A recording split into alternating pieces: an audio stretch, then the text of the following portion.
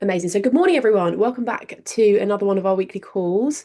Like I said, I'm fresh off the plane coming back from Indonesia. I hope everybody's had a really good week so far. I'm going to be having a lot of coffee today.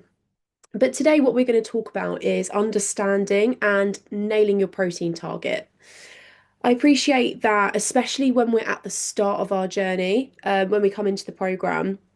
Pretty much, I think in like 95% of cases, we're giving you a protein target that is higher than what you are used to. And sometimes that can feel a little bit overwhelming. It can feel a little bit much when you are starting to track. So we're going to go through this and give you all the best secrets that I have so that you can nail your protein target. Not only nail it, but it becomes kind of second nature and becomes something really easy. So let's dive straight in with that. At the moment, I guarantee you guys probably have had or currently are experiencing some of these feelings when it comes to hitting a protein target. First of all, I've probably given you a high protein target and you're not actually sure why you need it so much, why it's so important for fat loss, and you're actually not really 100% sure how much protein you actually need. This is a very common thing.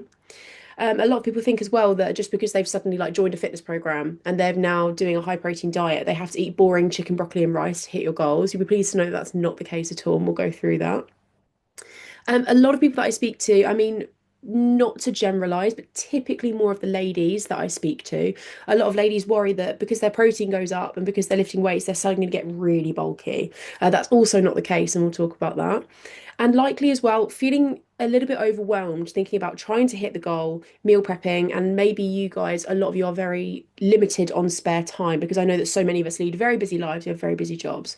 So the good news is that today we're going to learn exactly why we need it, why it's so important, particularly for fat loss, where to get the sources from, where the best places are, and how to actually nail your protein target every single day. Like I said, we're going to go through some tips and tricks. So first of all, let's go through why we actually need it. I've given you a protein target. A lot of you guys that are probably at the start of your journey in this program as well are thinking like, why does it actually need to be that high? There's a few different reasons. So first of all, it's literally the building blocks for building muscle mass, building lean muscle mass. We can do, all the workouts in the world. We can get our steps in, we can sleep well, but if we're not eating enough protein, you are not gonna see your body change in the way that you want it to. That's because you need to be in the gym following a progressive overload strength program, plus eating high protein because we're losing fat, but also that protein building and that lean muscle building is what is going to sculpt your body and get it to actually look the way that you want it to look. So that's first of all a reason why.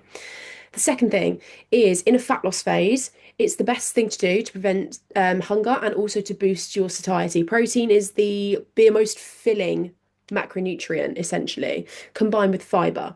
So we want to focus on a lot of protein, a lot of fiber, which obviously we get from like our complex carbs, our fruit, our veg. We want to make sure that we're getting a good amount of both of those in so that we feel as full as possible for as long as possible, hopefully not feeling starving hungry whilst we're in a deficit and preventing any massive cravings.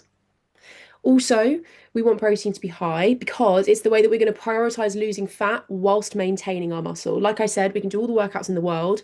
If our protein isn't high, we're not going to build muscle. But also, it's going to make sure that we keep losing fat really efficiently as well. Essentially, when you're in a fat loss phase, we want to be lifting weights for all of our health reasons, of course, but also more muscle equals a faster metabolism. A faster metabolism equals more efficient at burning fat. So it's kind of a win-win. You're eating high protein, strength training, building lean muscle, getting stronger, feeling amazing, but also just your body is getting more and more efficient at burning fat, which really helps to prevent things like plateaus, stalling in progress, because we keep building that muscle so your metabolism just keeps improving and getting quicker, basically. Finally, as well, it's really important for recovery when we are training, whether that's, most all of us are strength training. Some of you guys have got like high rocks goals, you've got running goals, you've got so many different goals. All of this, having high protein is going to make sure that you are going to recover as efficiently as possible. Hopefully, not be super sore all the time. Oftentimes, if people are feeling like really sore all the time after workout, it's a combination of possibly not enough protein, also maybe not enough sleep. So they're the main reasons why we need protein to be high, particularly in a fat loss phase, but just in general for most of our performance goals as well. How much roughly? So, the average female, we're looking at zero point 0.7 grams per kilogram of body weight. Obviously, for guys, this is a bit higher. But for us, I've put just females in here, but it's for guys and girls. Anywhere like active people, we want to boost that higher. We're looking from anywhere from like 1.2 to 2 grams per kilogram of body weight. So, for example, a 70 kilogram person, that 70 grams of protein would be 1 gram per kilo of body weight. So we're looking from anywhere from like 1.2 to 2 grams per kg of body weight for guys and girls. I think I made a typo there when I just put girls in. There are lots of different factors that affect how much protein we actually need. Your age, your weight, your gender, your general health, like if you've got any health conditions or anything like that, that means that it might need to be slightly lower or slightly higher, and also the stage of life that you're at as well. For example, any people that are like perimenopausal or menopausal, you'll be needing different protein goals based on that. But the good news is that we calculate this for all of you guys inside the program. We calculate this for you based on all of these factors, and that's always taken into account. So essentially, an unactive person is looking for like zero point 0.7 to 1 gram per kilo of body weight. Active people like us are looking for higher. And one thing I want to make really clear as well, particularly for any ladies that are either like listening to this live or watching it back, protein doesn't make you bulky. I think there's a bit of a misconception on that. Protein doesn't make you bulky. What does actually make you bulky is being in a calorie surplus for an extended period of time. So lifting insanely heavy for years and years and years, and also being in a calorie surplus for years and years and years. That's what makes you bulky, not the protein itself. If you're eating either in a like maintenance zone or you're in a deficit, depending on what your goal is, you're not going to get bulky. You're just going to build muscle and maintain kind of the physique that you are. So I just want to make that really clear that that's a misconception. But also, getting bigger or getting bulkier might be your goal, and that's also totally fine. And that's for guys and girls alike. Like some of you might think, you know what, actually, I do want to grow. I do want to gain size. I do want to get a bit bigger. That's also totally fine. It just depends on like what your goal is. But to make it clear, like just suddenly taking your protein up high doesn't suddenly make you bulky and you're not going to become like, I don't know, Arnold Schwarzenegger overnight. Let's go through some top protein sources depending on some specific diets. So I've got 10 for animal-based products, 10 for somebody that's following a vegetarian or a pescatarian diet, and 10 for people that are following a plant-based or vegan diet like me. So this one here, first of all, obviously for animal sources, chicken, turkey, lean beef, salmon, tuna, prawns, eggs, Greek yogurt, cottage cheese, and also just good old-fashioned protein powder. These 10, obviously, these lists aren't exhaustive. There are lots of others, but for animal-based products, these are ones that have really, really high protein. They're lean protein sources as well. So in your calorie deficit, especially, these are really good things to be implementing regularly into your diet. The one in the middle here is for more of a vegetarian diet. So we've got eggs, Greek yogurt, cottage cheese, halloumi, tempeh tofu, edamame, randomly, really high in protein, quorn pieces, lentils, and also just protein powder. That's if you're following more of a vegetarian diet. And then for my fellow plant-based people, we've got tempeh, tofu, edamame, lentils, chickpeas, black beans, hemp seeds, textured vegetable protein. If you haven't heard of that, it kind of looks like fake beef mince, but basically you cook it and you rehydrate it. That's also super high in protein. You can get it in like Grapetree, Holland and Barrett, any kind of health food place like that. Seitan as well, and vegan protein powder. Like I said, this isn't an exhaustive list, but depending on what kind of diet you guys are following, these are some really good high protein food sources that you can make sure for a fact that you're incorporating regularly into your diet. Even if you're not vegan, even if you're not veggie, if you're somebody that follows more, if you eat meat, eat fish, you can start to maybe think about adding some of these other things in there as well, because at the end of the day, it's still got a good amount of fiber in there, it's still good protein, and all of these options are really good for our health. So now that we've gone through why we need protein, some direct specific examples, I want to give you all some secrets to hitting your protein target regularly. So first of all, planning ahead. Meal prepping. Meal prepping is going to be the biggest game changer, particularly if you're busy, you're balancing family life, work life. Meal prepping and deciding what you're going to have before a busy week is going to save you so much time in the working week and make sure that you really do hit your protein target. So make sure that you are thinking, okay, at least what protein sources am I going to have this week? What am I going to make sure that I get in? Making sure that you're buying that in ahead of time before a busy week. My next big tip, which is a bit of a game changer, when you are building your meals, when you are creating them, pick your protein first. So when you're thinking of what you're going to have, rather than thinking of, oh, I'm going to have pasta and something, flip that and think, okay, I need to make sure that I get a good amount of protein on this. First of all, I'm going to pick chicken, or first of all, I'm going to pick eggs, or first of all, I'm going to pick tofu. Pick it first, then build the rest of your meal around it. So pick a protein first, add some carbs, add some healthy fat sources, add fruit, add veg. That's your meal built, and you'll know for a fact that you're getting protein into that meal. Following on from that, Following something called the plate technique is really game changing. We've talked to quite a lot of people inside the program about this. It's also a really good place to start if you are maybe at the start of your journey and feeling slightly overwhelmed. Think about balancing your plate. So when you look at your plate that you're building, fill half of it with a lean protein source, a quarter of it with carbs, a quarter of it with healthy fats, whether that's, avocado or olive oil or nuts or something, and then just add in loads of leafy veg for high volume eating. If you're doing that and you're balancing your plate in that way, you're going to know for a fact that you're getting a really good amount of protein in, and it's always an excellent place to start if you're feeling a little bit stuck. So half protein, quarter carbs, quarter fats, lots of leafy veg in there just for high volume eating. So we're eating as much as possible in our deficit.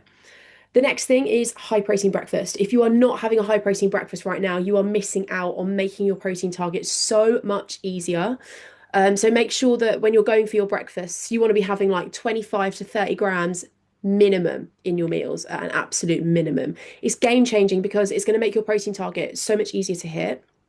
And secondly, it just really helps to regulate your hunger cues so that you're less likely to have like really intense cravings, like the mid-afternoon slump, or when you get home in the evening. If you've not eaten a lot throughout the day, it's going to prevent any like needs to kind of excessively eat or binge eat.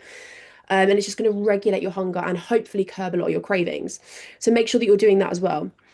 Similar to meal prepping, but just batch cooking. Even if you're someone that's really busy, or let's say you're someone that doesn't necessarily love meal prepping, make sure that you're just batch cooking at least a few protein sources for your busy week. So making sure that you're just like whacking some chicken breast in an air fryer, grabbing in some Greek yogurt, getting some protein powder in, whatever it might be. Just making sure that you're prepping a few different protein sources so that regardless, even if you have a crazy busy week, you don't manage to prep all of your meals, you know for a fact you've got lots of good protein sources in the house that you can just grab. Incorporating protein powders as well. It's not a necessity. You don't have to have protein powders and things in your diet. But if you're somebody at the moment that isn't quite hitting your protein target and you're struggling, these are an absolutely game-changing way to make sure that you're boosting the protein content daily. So you can get whey, clear whey, you can get vegan protein. You can get lots of different ones. The only one I'd say don't bother with is diet whey. Basically, diet whey is less calorie, but it's also much less protein and it's much more expensive. So it doesn't really make sense because you're just having less protein, but also the less calories. So you'd be better off going for the cheaper way, having more calories, but having much more protein in there. That's the only one I'd say don't waste your money on. But yeah, essentially. Making smoothies as well, like chucking some fruit, some milk, some nut butter, and some protein powder in a blender takes 2 minutes. That's another way that you can get like 30 grams of protein in easy. And the final thing is snacking smart as well, just having things in the house that you can kind of grab, whether it's a pre-made shake, some Greek yogurt, a protein bar, or something, having those things that you can grab. A lot of people are like, oh, but protein powders and protein bars, they're not whole food sources, like they're not good for you, like maybe we shouldn't be having them. And my answer to that is the same way that I would say, like, we shouldn't really be having McDonald's every single day. It's everything in moderation. Like, yes, of course, it's not necessarily like a whole food source, but as long as you're balancing it out with lots of other whole food protein sources, there's nothing wrong with adding in a protein shake or adding in a protein bar here and there. If it's obviously like 90% of your protein intake, maybe we need to take a look at adding some other stuff in. But if you're eating it as part of a balanced diet and moderating it with everything else, there's absolutely no reason why you can't include them. Final couple of ones, pair your proteins as well. So when you're having things like, let's say you're having chicken or salmon or tofu or something, if you're picking that, pair it with something like a bean, a chickpea, a lentil, or something like that, and start to pair them together. It's going to boost the protein content of your meals, but also going to boost the fiber content, which is just really good for us and has a load of health benefits. And also, these things like chickpeas and lentils, you can just buy them in a tin and they take no cook time. So you can start to boost the protein content of your meals even further and boost the fiber content just by pairing those together with no extra prep time. And the final thing I want to say is if you're at the start of your journey right now listening to this, try to not get overwhelmed. Like I said, I've likely given you, or Adam and I have likely given you quite a high protein target. So if it feels a little bit out of reach in your first few weeks, that's totally normal.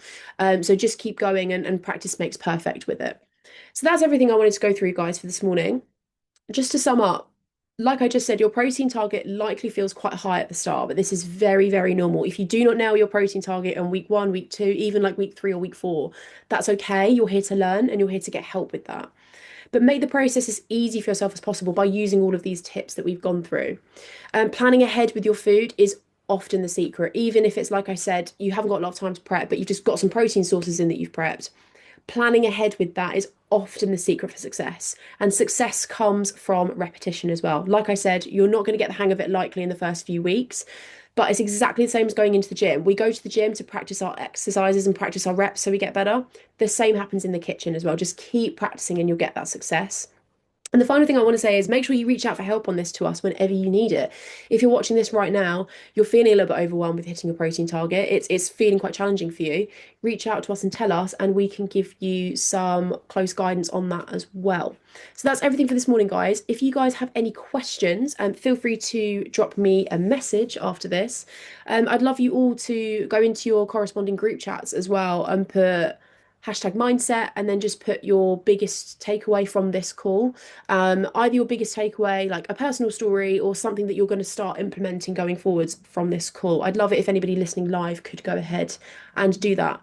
But guys, that's everything for this morning. Lovely to have so many of you on. I'm going to let you go. And to those of you watching back on this as well, I hope this was super useful. But guys, great to catch up with you all, and I'll check in with you all very, very soon.